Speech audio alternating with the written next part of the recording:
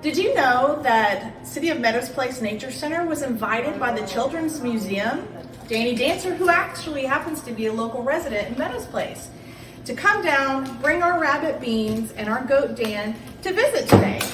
Stay tuned for more information.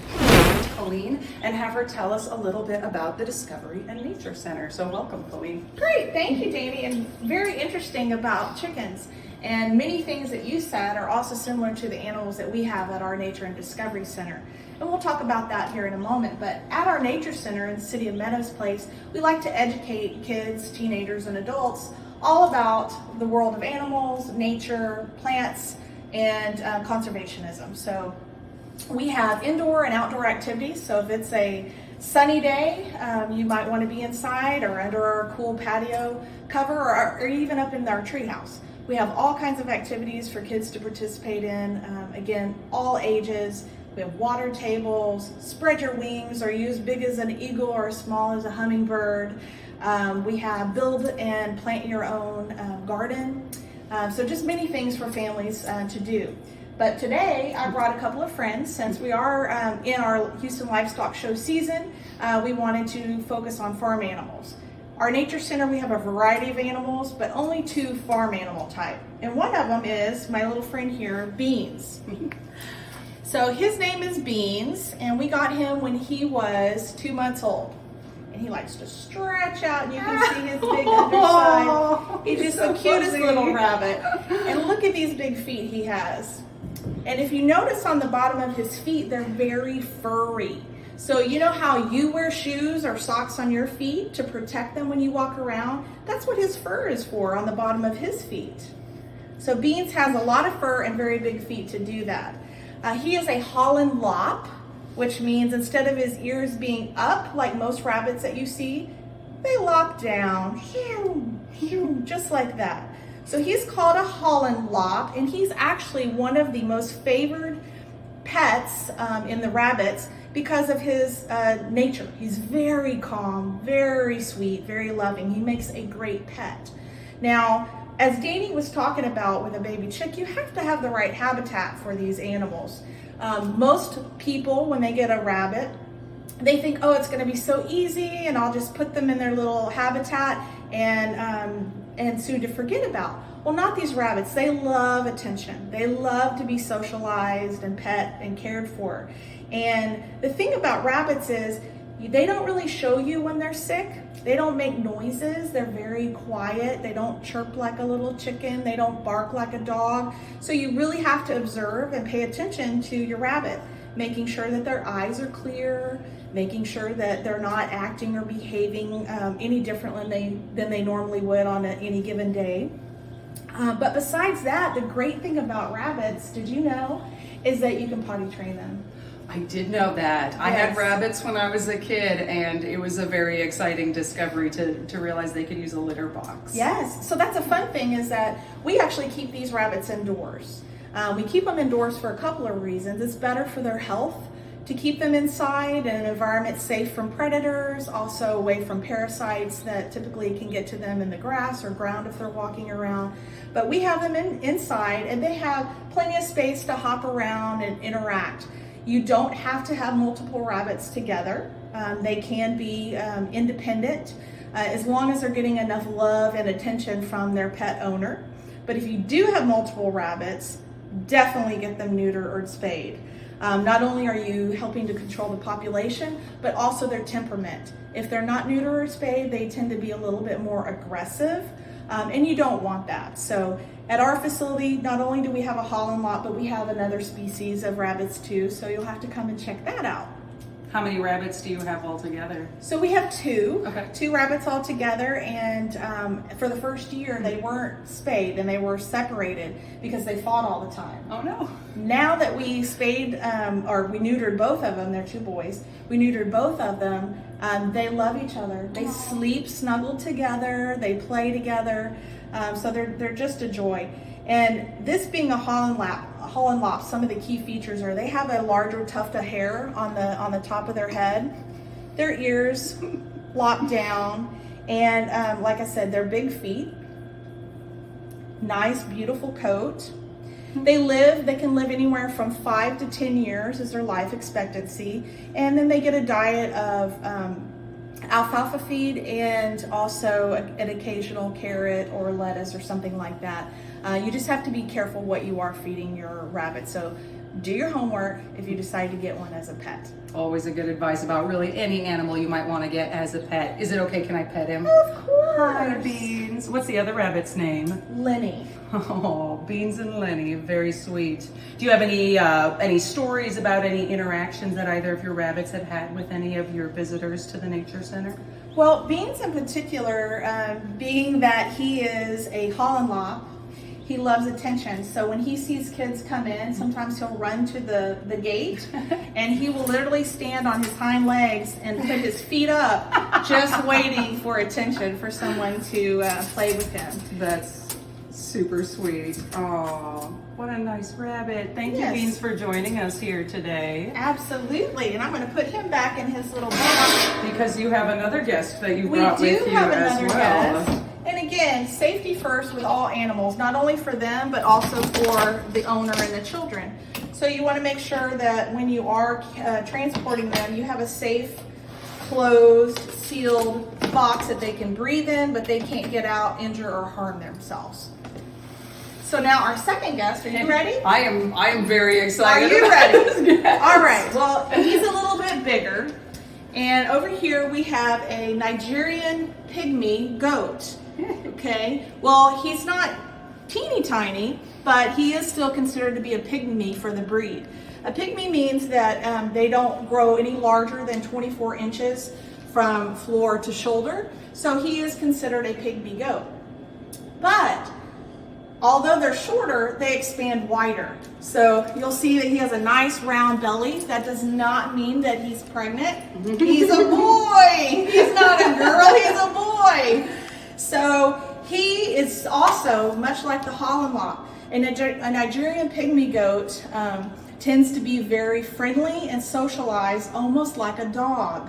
So he gets excited when he sees visitors come and will start wagging his tail, also come over and want to be pet and played. And he's like leaving the room right now, but that's okay. We'll continue to talk about him a He's little been bit. sitting so quietly the whole time. He He's has, like, oh, it's he my has turn. been. He has been. He's not used to being inside. That would be crazy too. But we have two goats at our nature center, and they're both pygmies. And one is brown and one is white. And we named them after our park staff, Dan and Dionysus, because they care for them. They've helped. They created their kennel, and so we named the goats after them, which makes it a lot of fun. But some of the unique things about a Nigerian pygmy goat is they're very athletic.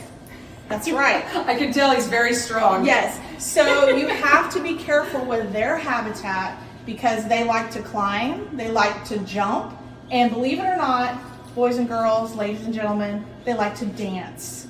So our two goats dance together. They'll raise up on their hind feet, turn their head sideways, and just dance, trying to kind of buck heads.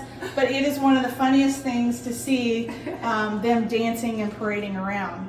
Dan, you gonna come back in? He might try to come back Thinking in. about it. I don't know if we have his treats or not, but his treat bag is right over here. Let's see if we can get him over here. Come here, buddy. Come here. Now, what sorts of food would you feed a goat? He's got some treats right now, but I understand goats are not generally picky eaters. So, Well, generally not. Okay. However, we think that our goats are a little bit divas because they choose not to eat grass, and if their food falls on the floor, they will not touch it. Oh, really? So they love to eat hay. They also like to eat, what we're feeding them now is a dry feed that has minerals and salt. It's very important in their diet that they're getting the minerals and salt. So if you do care for a goat and have a goat at home, please check with your veterinarian to make sure that you're feeding them the correct food. If you don't, they can get sick. And you won't know until it's a little bit too late because they do eat, and they do eat a lot. And clean water. They need their water dish cleaned out daily. But these guys, they're pack animals. They need to be with a herd. So at least having more than one is ideal when you're dealing with the goats.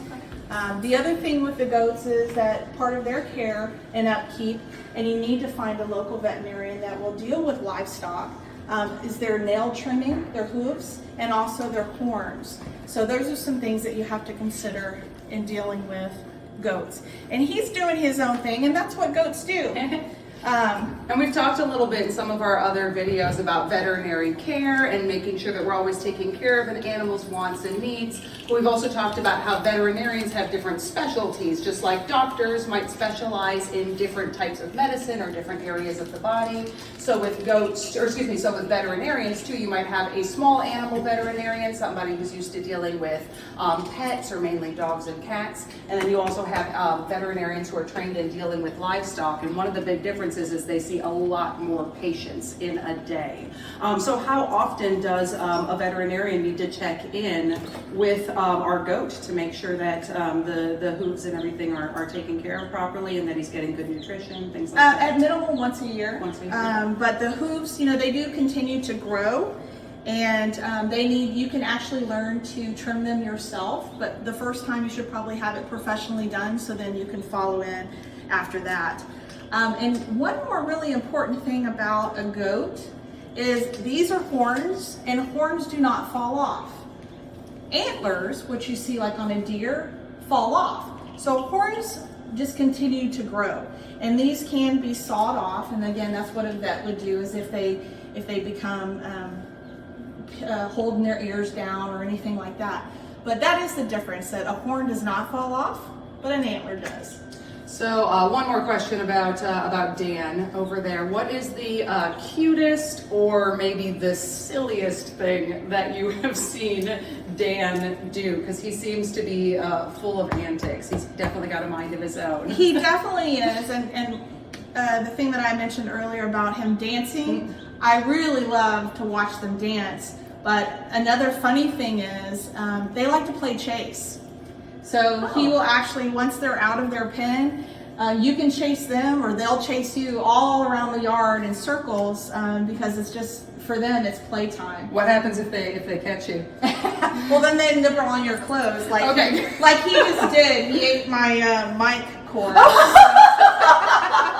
Oh yeah. Yes. So if we're having some audio difficulty, here, I'll share. There we go. This is Facebook Live, everybody. It's if what we're it looks having like. audio difficulty, it's because he ate my cord. So you do always have to keep your eye out on what they're doing and their habitat. You can't have anything leaning up against their fence line that would be in danger or poisonous to them.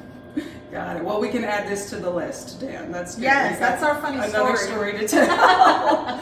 Awesome. Well, can you tell us a little bit more about where we can find the Discovery Nature Center, hours, admission, all of that kind of information? Absolutely. So, City of Meadows Place is where the Nature Center resides. So, Meadows Place. So, if you go on to City of Meadows with an S place.org, you'll find information about our nature center, our parks, and all the other fun things that we do. It is a public facility, so we have hours that we are open to the public. We also do private events, birthday parties and rentals. Schools come over and use us for field trips, so we have all kinds of things going on. We have daytime, evening hours, and weekend hours. So cityofmeadowsplace.org, and you'll find all the information that you need. Awesome. Thank you so much, Colleen, for joining us and bringing your wonderful animals. We also want to extend a thank you to our friends at Wabash Feed and Nature and Garden Center. That's a wonderful place to go for gardening needs. They do all organic gardens, so that's a great place to go for those types of resources, as well as, of course, plenty of things for livestock and domestic animals there as well. And of course, thank you to Houston Livestock Show and Rodeo for sponsoring this entire Wonder Week. Like I said, there's lots of other videos for you guys to check out this week. But in the meantime, we hope you had fun meeting Twinkle. That'll be his name for the day. Twinkle, meeting Beans, and of course, Dan, who's now being shy. It's like, I'm embarrassed. I know I ate that cord. But thank you very much, everybody. Thanks, Colleen. And in the meantime, we hope you have a great rest of your day. Just for those who do not know, we are reopening very, very soon. So we are reopening on June 8th. For visitors, members can get a sneak preview starting on June 3rd. So we certainly hope to see you all right back here in the museum very soon. In the meantime, have a great day. We'll see you all soon. Bye. Bye.